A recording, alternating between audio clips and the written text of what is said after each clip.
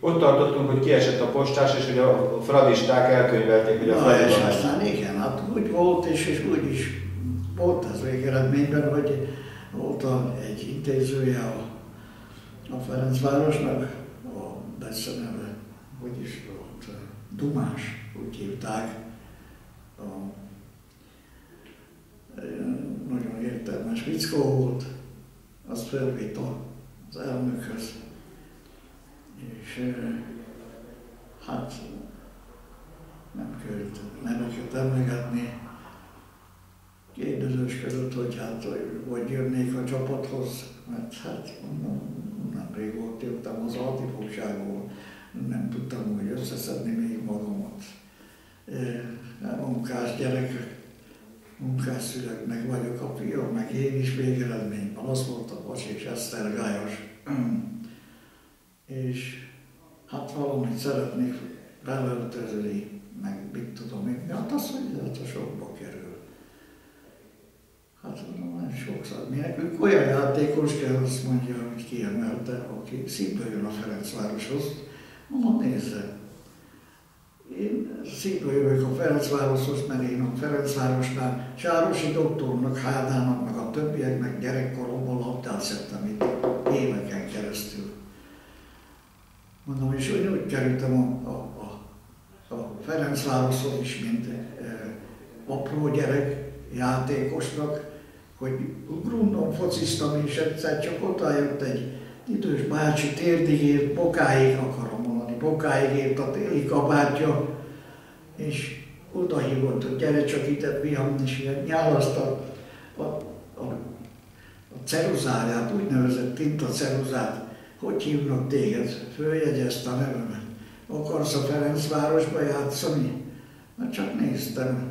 Hát mondom, miért? Na akkor ezzel a cédulával menj be, ha Manci néni, ez a Fradi pályára, tudod hol van? Igen, tudom. Jelentkezz nálam, majd ő segít nekem. Na hát így kerültem a Fradihoz aztán. De nem voltam, hogy sokáig mondom a szüleim miatt, hogy azt akarták, hogy tanulni, mert nem nagyon volt odatanulás, ez az igazság. Ezen túl aztán, hát ugye mégse sikerült a Fradihoz, azt mondtam, kérem, rendben van, ők olyat szeretnének, aki ingyen jön oda, én sajnos nem tudom, ezt nem engedhetem meg magamnak. És aztán így kerültem haza. Hazamentem, másnap délután kopogtak az ajtón, ugye, és bejött a Baroki Lajos bácsi, és a Vasasnak a szakosztály vezetője. Bemutatkoztam, hát az a Lajos bácsit ismertem, a másikat nem ismertem akkor még. Hát a Lajos bácsi nyilván az ő javaslatára kerestek meg, miután a postás kiesett, és hát, hogy szeretnének leigazolni, ha lenne kell a Vasasba játszani. Hát, hogy gondoltam magam, hogy te jó Isten, ekkora szerencsét, ritkaság az embernek. Hát, persze boldogan mondtam, igen. Akkor hirtelen meg se kérdezték, hogy mit vagy, majd mi erről beszélünk. Az volt az üzé. Papírt aláírtam, minden. Odaigazoltam be a Vasashoz. És azt kell, hogy mondjam, hogy valahol, majd jó Isten, minden a hónap alá vett, akárhol mentem. Hatifogságba is. És kiemelkedtem azzal, hogy szerették a futballt az oroszok nagyon, és ugye a Lágerúban mindenhol csapatok voltak. És minden vasárnap mérkőzés volt egymás ellen. Ha 4-5 láger volt egy nagyvárosban, akkor bajnokság rendesen, kétszer játszottak mindenhol. Oda-vissza jelleget, tehát 4 mérkőzés volt végeredményben. Összesen is hát olyan nagyon megszeretett akkor a láger és a parancsnok és mindenki, az összes hadifogói, így ismerkedtem meg. És ott, amikor másik lágerba mentünk, olyan előfordult, hogy leszálltunk a vagonokról, egy másik városba mentünk, mondjuk a Stalingrádba például, akkor még úgy hívták.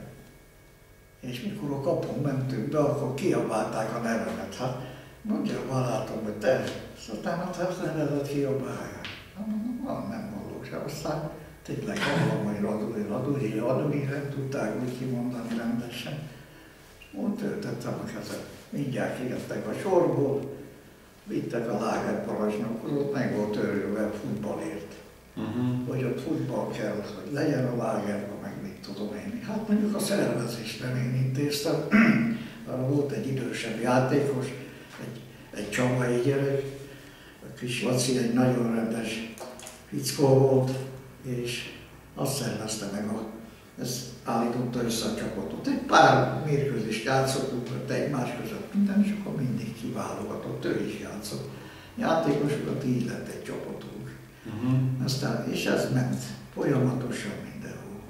Közben kérdeznék, hogy önnek a specialitása mi volt, mint jobbszélső? Ugye az jól tudom, azt játszott. Hát abban az időben, hogy úgy fejezem ki magam, a jobb szélső, a szélső játék, nem csak a jobb szélső, a bal szélső is. A szélső játékosok, azok végeredményben zsámak voltak, kiszolgáló egyének. Mert nekünk az volt a feladatunk, főleg a gyorsaságunk által, a cselezőkészség és a beadás, ez a három lényeges dolog volt a szélső játékában.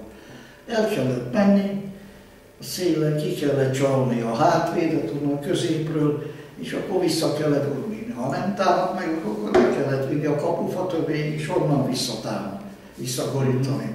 Ez volt a feladatunk. Hát persze a játék közben azért adódott arra lehetőség, hogy kényszerítő passzal én is kiugorjak, ugye, és én is tudtam, azért volt, nem csak segítkeztem ebben. De abban az időben, mint ahogy általában most is, az a király, aki a gólt tudja. Mindegy, hogy a másik mit csinált, az előzmény, hogy indult, meg mit van, azt mondták, széttámadott, a lényeg az, hogy aki tudja a gólt. Akkor, ha jól értelmezem, akkor ön például 1-1-en jól is cselezett. Igen, de a gyorsaságom elsősorban az volt a legjobb fegyverem.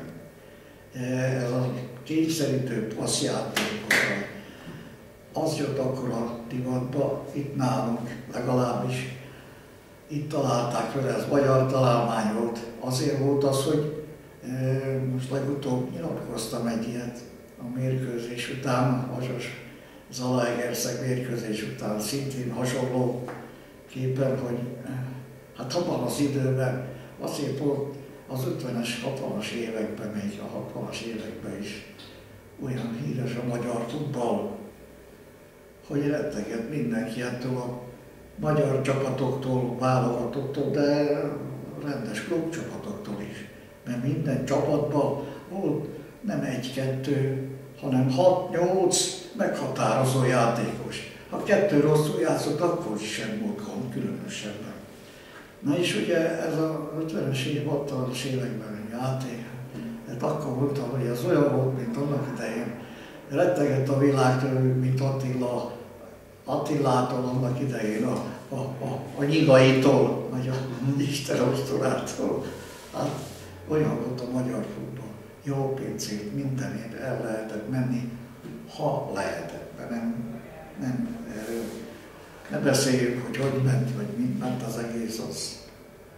Az volt a lényeg, hogy annyi jó magyar játékos volt, hogy akármelyik csapatot ki lehetett nyugodtan engedni, azzal nem volt baj. Előfordult vereség, félreértés veresen, becsúszott az is, de a legtöbbször csak győzelemmel